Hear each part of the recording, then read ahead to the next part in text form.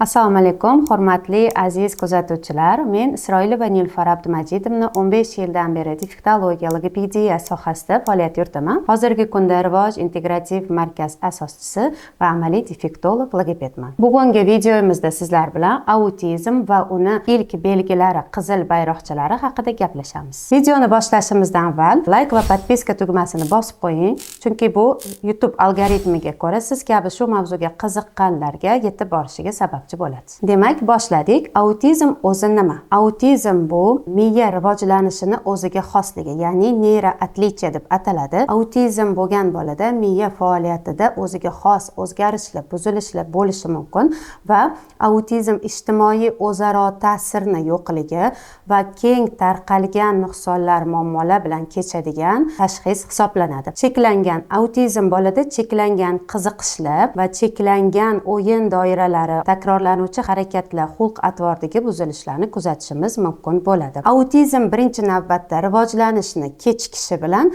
va muloqot qilish istagini yo'qligi bilan namoyon bo'ladi.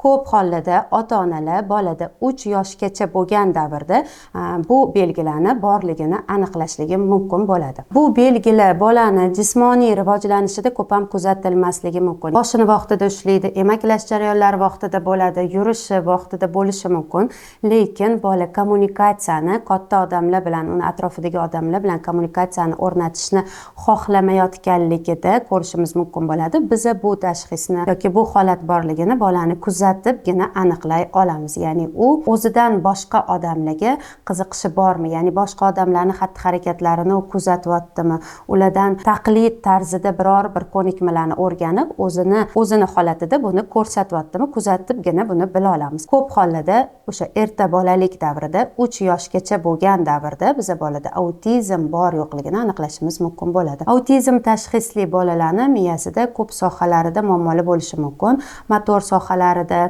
sensor tizimida, kognitiv fikrlash jarayonlarida va nutqni tushunish sohalarida muammolari bo'lishi mumkin. Autizm bola bilan korreksion ish olib borilayotganda, shuning uchun kompleks yondashuv qilish to'g'ri bo'ladi. Demak, autizm miya rivojlanishi buzilishi natijasida yuzaga keladigan neyroatlichiya deb qaraladi va bolani ijtimoiy o'zaro ta'sir, aloqa qilishda, ya'ni kommunikatsiyadagi muammolari bilan kechadi. Cheklangan qiziqishlar va takrorlanuvchi xatti-harakatlar bilan namoyon bo'ladi. Autizm ras atamalariga bitta atama sifatida qarashinglarni so'rardim, chunki avvallari autizm atamasi chiqqanda u alohida mustaqil tashxis sifatida yuritilgan, ya'ni bolalar autizmi, atipik autizm, Asperger sindromi, Rett sindromi bular alohida autizm deb yuritilgan. Lekin hozirgi kunda, bugungi kunga kelib, ras atamasi bilan yuritilyapti. Bu hammasi shu ras tashxisini ichiga kiradi. Xalq ichida autizm atamasi keng tarqalganligi uchun, hammaga tushunarli bo'lganligi uchun biz autizm atamasi bilan yuritamiz. Mavzu davomidan berayotgan ma'lumotlarim shu ras tashxisi haqida bo'ladi. Demak, bola ras xavfi ostida ekanligini qachon biz bilsak bo'ladi, qachon biz aniqlasak bo'ladi. 1 yoshda ham bola ko'rsatkich barmoq orqali ko'rsatmasa, ya'ni bola 1 yoshga yetdi, hali ham ukazательный jest yordamida biror bir predmetni atrofdagi odamlarga, onasiga, otasiga ko'rsatmayotgan bo'lsa, ukazательный jest bu ham kommunikatsiya belgisi, ham boladagi bilishga qiziqish borligini, bu nima, buni menga ta'riflagin, buni menga o'rgatgin deb sizga murojaat borligini ko'rsatadi. 1 yoshda ham ukazательный jestni yo'qligi bolada autizmga xavf bor yo'qligini ko'rishga turtki bo'lishi mumkin, lekin hech qachon bularni bitta belgisi bilan biz xulosa chiqarmaymiz. Ziper, ya'ni zadержка bo'layotgan bola ham ukazательный jest bilan ko'rsatmasligi mumkin, ya'ni bola uni bilmasligi va o'rgatilganda tez o'rganib uni foydalanishi mumkin. Hech qachon bitta belgisiga ko'ra biz autizm ekan degan xulosa chiqarmaymiz. 1 yoshda ham bola kattalar ortidan taqlid qilmasa, ya'ni eng avvalo bola 1 yoshda ijtimoiy jestlardan foydalanadi. Salom qilgin desangiz salom qiladi. Ber desangiz berni ishora bilan, u hali nutqiy tarzda ifoda qilmasa ham ishora bilan qilishi mumkin yoki xayr qiladi. Ijtimoiy jestlari bormi? Buni ham kuzatamiz yoki biror bir xatti-harakatga taqlidi bormi? Chapechal, to'p-to'p qilgin, boshingni ko'rsatgin, qulog'ingni ko'rsatgin desangiz bularni ham ko'rsatishi, bu ham taqlid hisoblanadi. Avval katta odam ko'rsatadi, keyin bola takrorlaydi. Agar bu narsalarni yo'qligi 1 yoshda ham bo'lsa, demak bolani mutaxassisga ko'rsatishga signal bo'lishi mumkin. Hissiyotlarini boshqalar bilan bo'lishmaydi. Ayniqsa onasi bilan, ya'ni emotsional bog'lanmasligi mumkin. Oyisi kulgan biror bir hodisaga bola kulmasligi mumkin yoki bola besabab o'zidan o'zi kulishi mumkin. Tashqaridan biror yaqini kirib kelsa, unga xursand bo'lib yugurib borib talpinmasligi mumkin. Mana bu belgilar ham bolada hissiy bog'lanish, ya'ni odamlar bilan hissiy bog'lanishni xohlamayotganligini ko'rsatuvchi belgi hisoblanadi. Va bola o'zi mustaqil tashabbus bilan biror predmetni kattalarga ko'rsatmasligi mumkin. Qara bu samolyot yoki qara bu mushuk deb o'zini tashabbusi bilan biror narsani bola ko'rsatmasligi mumkin. Ismi bilan chaqirganda qaramasligi mumkin. Ismi bilan chaqirganda qaramaslik zaper bolalarni ko'pchiligida ham bo'ladi. Ya'ni zadeshka bo'layotganda ham bolada bo'lishi mumkin. Yoki bola ko'p shamollaydi, burni, quloqlari tez-tez og'rib turadi. Bu bolalarda ham ismiga reaksiya bo'lmasligi mumkin. Chunki quloqda biror bir patologik muammo ketayotgan bo'lishi mumkin. Bularni tekshirib ko'rgandan keyin ham bolada ismiga reaksiya yo'q deb o'ylasangiz, demak bolani psixiatr defektologga ko'rsatish kerak degan signal bo'lishi kerak. Bola ko'zga qaramaydi yoki juda qisqa muddat sizga qarashligi mumkin. Biz ko'p hollarda bolani diagnostika qilganda ota-onadan so'raymiz. Kiyintirayotganingizda ko'zingizga sizga qarab turadimi? Sizni xatti-harakatlaringizni baholaydimi? Siz emotsional holatingizni his qiladimi? Ya'ni ko'zga qarash bu kommunikatsiyaning eng birinchi belgisi. Bola atrofdagi odamlarni ko'zi orqali kuzatadimi? Buni ham so'rashimiz kerak va bu holat bo'lmasa, demak bolada autizm xavfi borligini tekshirib ko'rishimiz kerak bo'ladi. Va takrorlanuvchi xatti-harakatlar. Bola bitta harakatni qayta va qayta qaytarishi. Bu ham bolani autizm xavfi ostida bo'lishi mumkinligini ko'rsatishi mumkin. Lekin sensor yetishmovchiligi bo'lgan bolalar ham bitta harakatni takrorlashni ko'p xohlashi mumkin. Chunki o'sha vaqtda uni miyasida stimulyatsiya bo'layotgan bo'lishi ham mumkin. Autizm bo'lish uchun kommunikatsiya jarayoni kuzatiladi.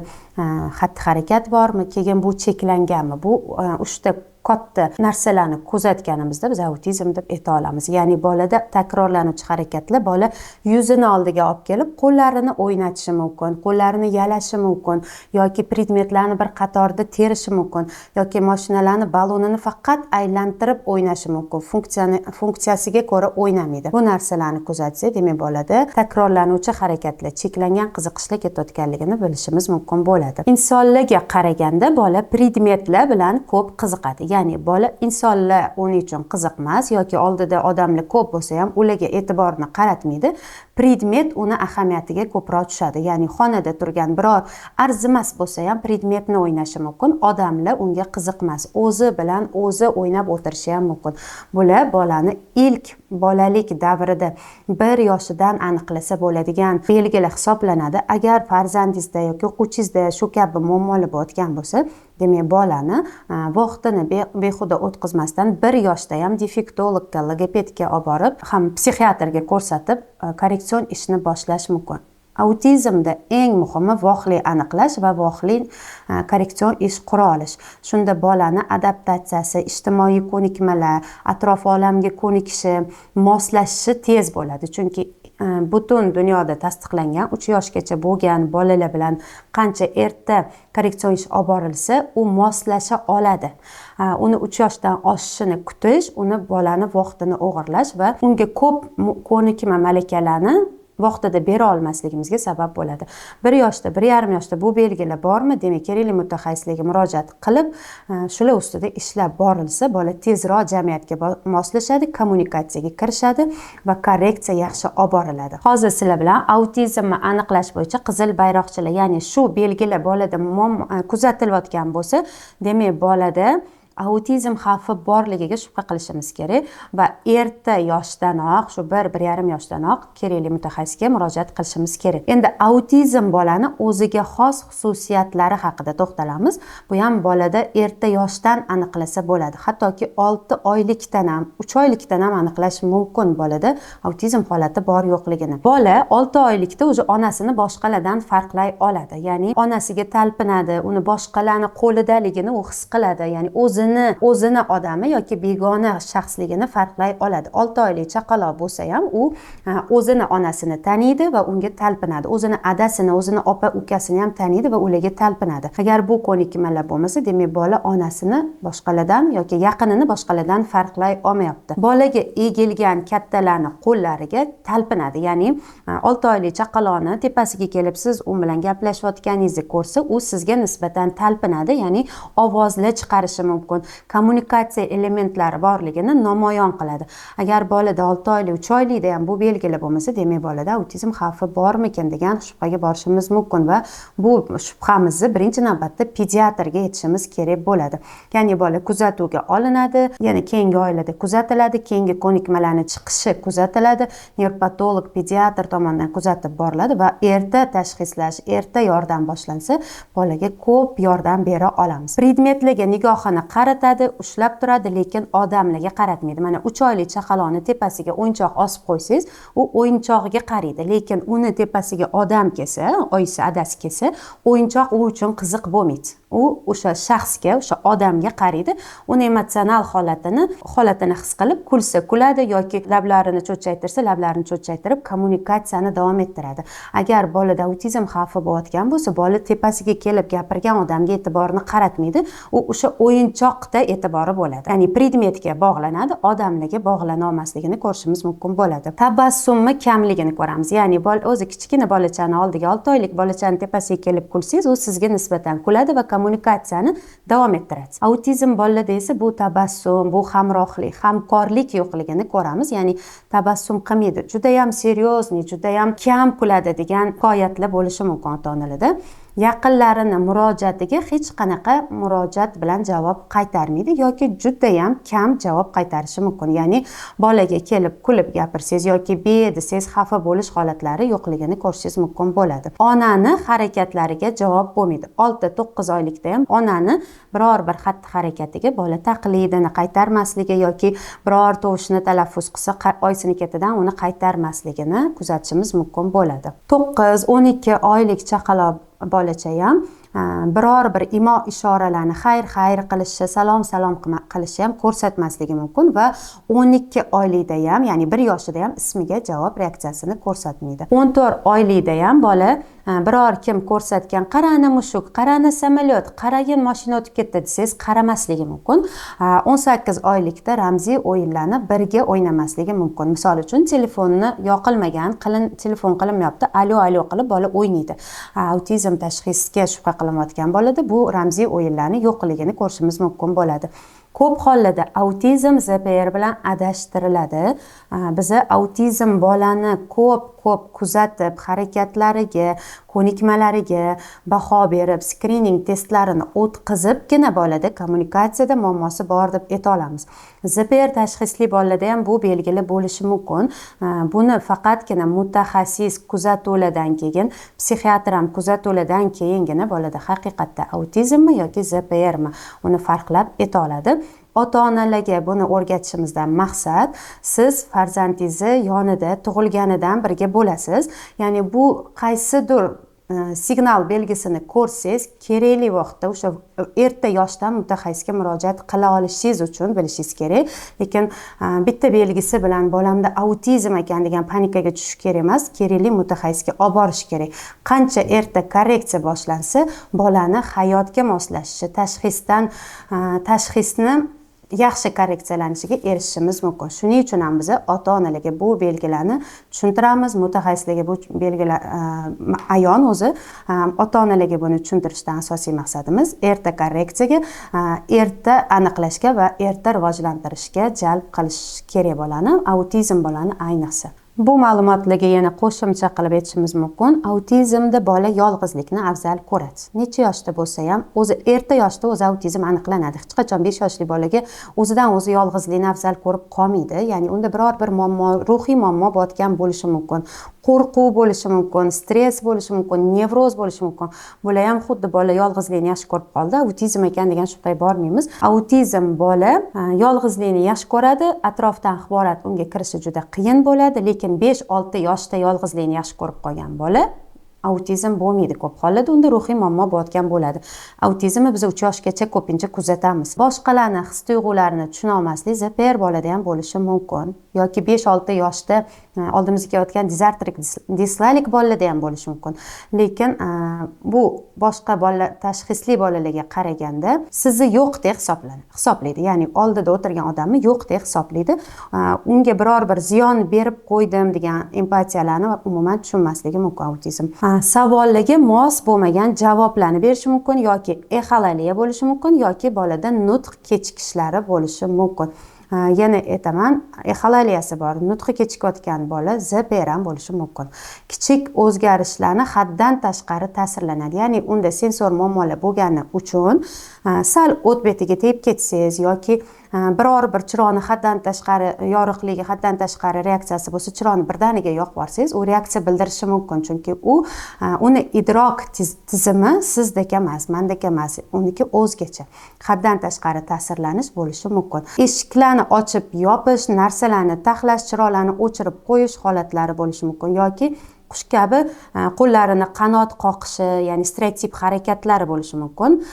Tovushga, hidga, ta'mga, tashqi ko'rinishga, teginishga haddan tashqari ta'sirchan yoki umuman sezmaydigan bolalar bo'lishi mumkin. Faqatgina o'zini ehtiyojini qondirish uchun sizga murojaat qilishi mumkin. Nimadir yemoqchi bo'lsa, o'shani qo'lingizga olib borib ko'rsatishi mumkin. Shunda ham ukazательный gest bilan emas, olib boradi, nigoh bilan ham ishora qilmaydi.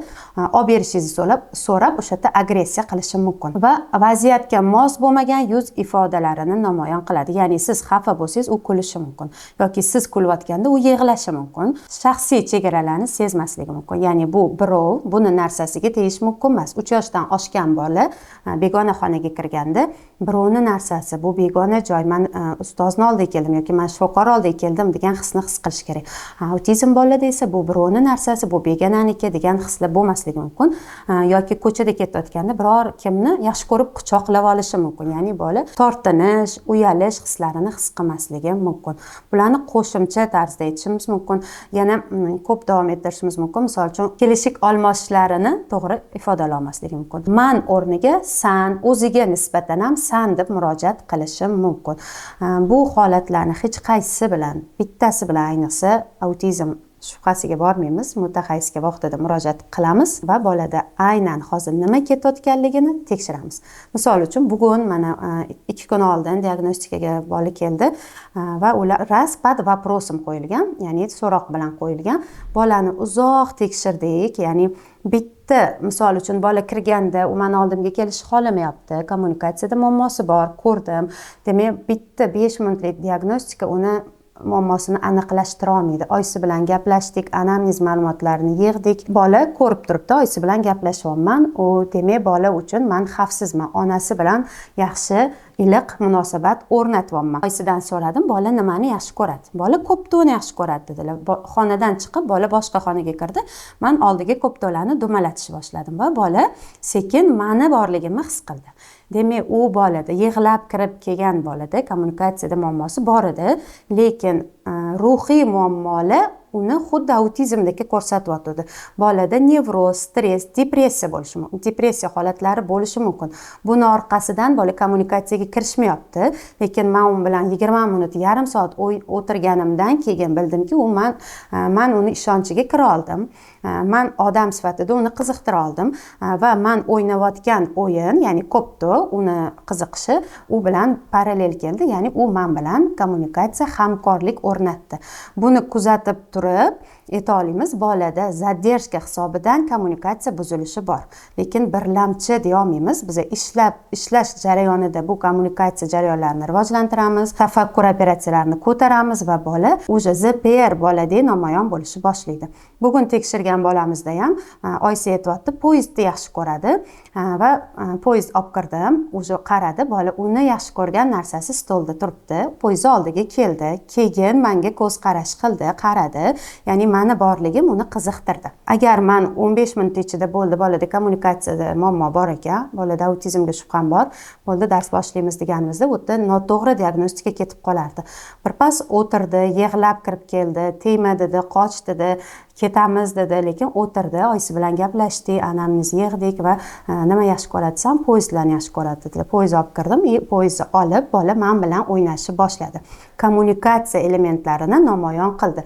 Demak, bola ZPR bolada ikkilamchi kommunikatsiyada muammolar ketayotganligini aniqladik. Endi korreksion ish qurayotganda bularni inobatga olib ishlanadi va bola zadержкада bo'lsa, zadержка, ya'ni orqada qolish to'ldirilgandan keyin antogenez rivojlantirilgandan keyin bola kommunikatsiyani ham o'rnatishni boshlaydi. Ya'ni ko'p hollarda kommunikatsiya muammosi ikkilamchi ham bo'lishi mumkin. Biz mutaxassislar uni birlamchi, ikkilamchiligini aniqlashtirib beramiz diagnostikadan keyin va to'g'ri korreksion ish qurilganda boladagi kommunikatsiya muammolari ham, aqliy, nutqiy muammolari ham to'g'ri, samarali korreksiya qilinadi. Farzandingizni rivojlanishida o'ziga xoslik alomatlarini sezdingizmi? Onajon bo'lsangiz juda ham ko'p kuzatuvchan bo'ling, kuzating, solishtirishdan hech qachon qo'rqmang. U tengi bolalar hozir nimani qila olyapti? Mana siz onalar yaxshi his qilishadi, mutaxassisdan ham burun bolam juda nimadirda muammo bo'lyapti, gapirmayapti yoki ko'z kontakt qurmayapti yoki ismiga reaksiya bildirmayapti. Ona buni birinchi biladigan inson hisoblanadi. Ya'ni siz bolangizni rivojlanishida nimadir o'ziga xoslik sezdingizmi? Uni ustida ko'p o'rganing, o'z mavzularni eshiting, o'qing va kerakli mutaxassisga, u hali chaqaloq bo'lsa, pediatrga, neonatologga murojaat qiling, lorga murojaat qiling va ular sizga yana psixiatr, defektolog kerakligini aytishligi mumkin. Yoki 1 yosh bo'ldi, hali ko'nikmalari shakllanmayapti, defektologga murojaat qiling. Taqlid ko'nikmasi, ko'z kontakti, hamkorlik, kommunikatsiya hammasini defektolog tekshiradi, aniqlashtiradi va sizga kerakli yo'lni, kerakli odamlarni yo'llay oladi. Farzandinglarni rivojlanishida kuzatuvchan bo'linglar, normalarni juda ham yaxshi bilishimiz kerak hozirgi kunda ayniqsa, chunki 3 yoshda ham bola gapirmasa norma qabul qilib qolinyapti hozir jamiyatimizda, ya'ni 3 yoshli bola siz bilan xuddi siz kabi gapirib o'zini ehtiyojlarini ayta olishi kerak. Videoni shu joyigacha kuzatgan bo'lsangiz, podpiska bosib qo'ying va kuzatishda davom eting. Yanada ko'proq foydali ma'lumotlar berishga harakat qilamiz. Sizga qaysi mavzular qiziq bo'lsa, kommentariyada yozib keting. Keyingi videolarni shu asosda tayyorlab boramiz.